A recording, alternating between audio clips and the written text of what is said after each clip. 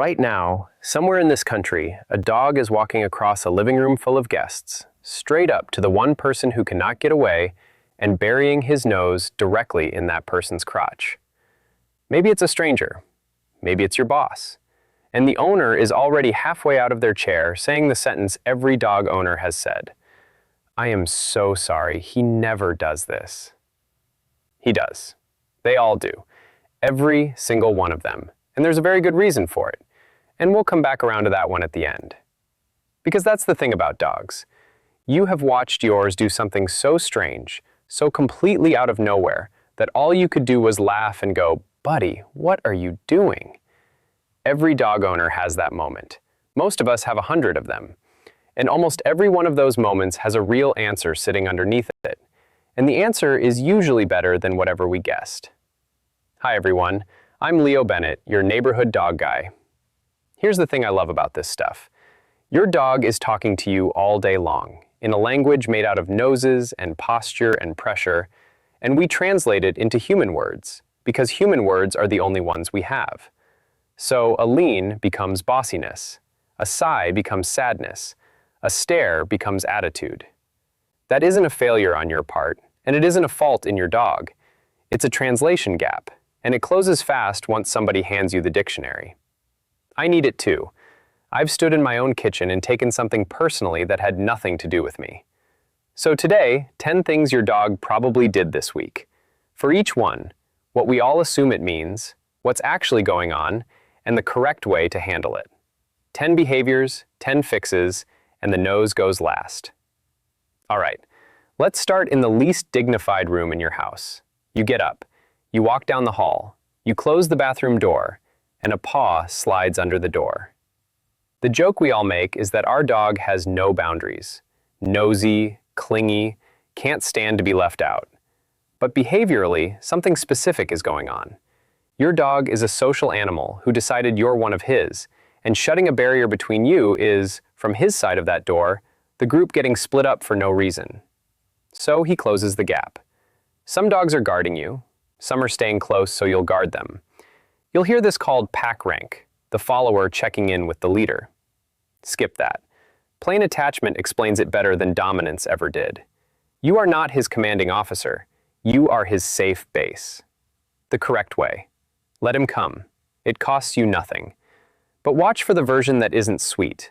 Pacing, whining, scratching at the door, panting, the same thing every time you step out to the car. That's not devotion. That's the early shape of separation anxiety, and it's far easier to fix at month 2 than year 2. Now, while we're on the subject of bathrooms, your dog squats in the yard. Mid-business, his head comes up and he locks eyes with you. Dead stare.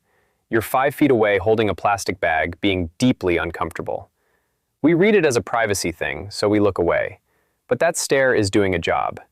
An animal in that posture can't run, can't fight, and can't see what's behind him. He's pinned. So he checks the one member of the group standing upright with a full field of view. That look is an embarrassment. It's a security check. The correct way. Don't look away and don't hover over him. Stay put, stay loose, and say something quietly. Genuinely, I got you, buddy. Your posture is the answer he's asking for. All right, here's a completely different one. Your dog circles his bed 3 times, 4 times, drops like someone let the air out of him, and produces an enormous, world-weary human sigh. And you feel it right in the chest. He's bored. He's depressed. He is silently reviewing my life choices.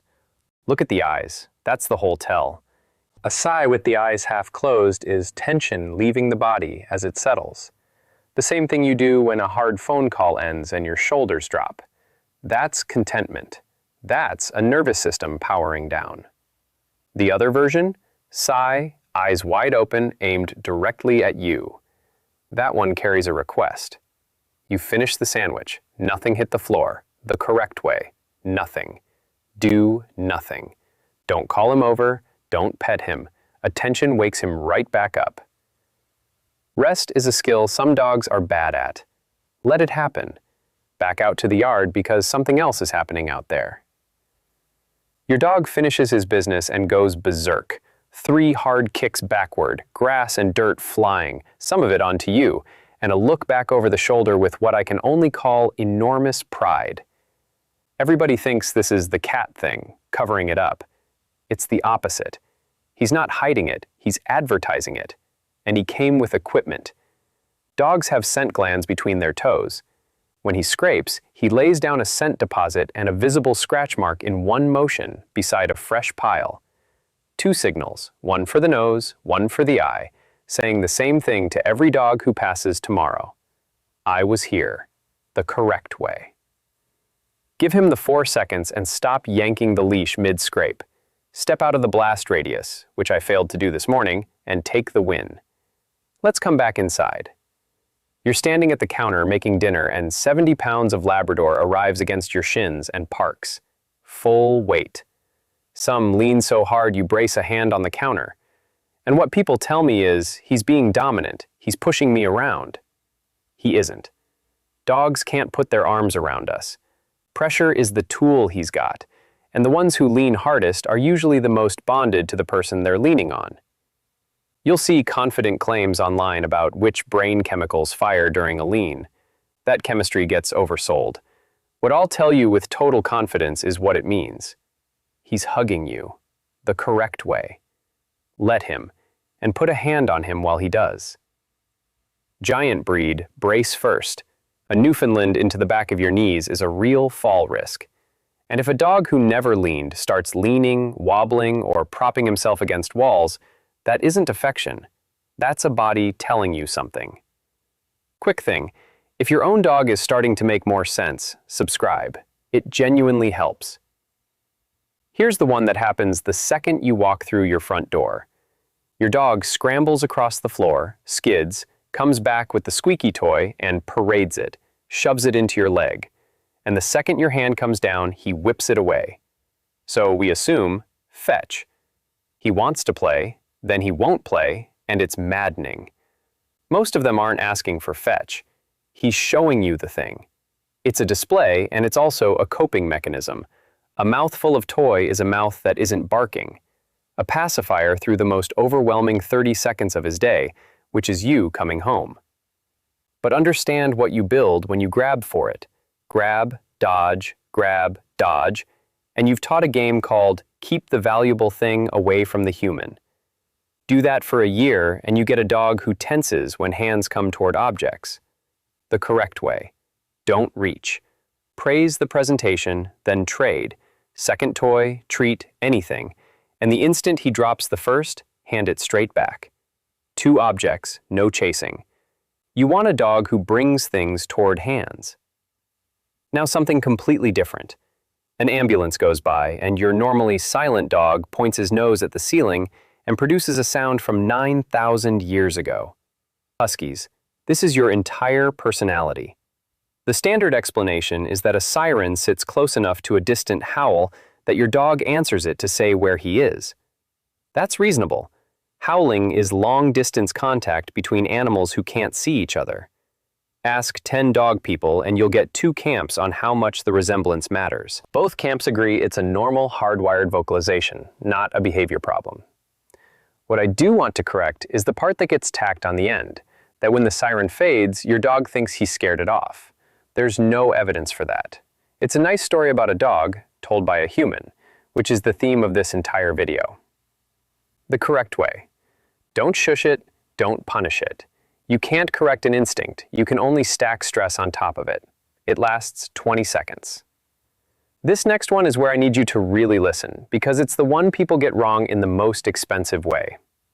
You sit down on the floor and a tongue goes up your nose, or across your mouth, or if you're holding food, directly into your sandwich.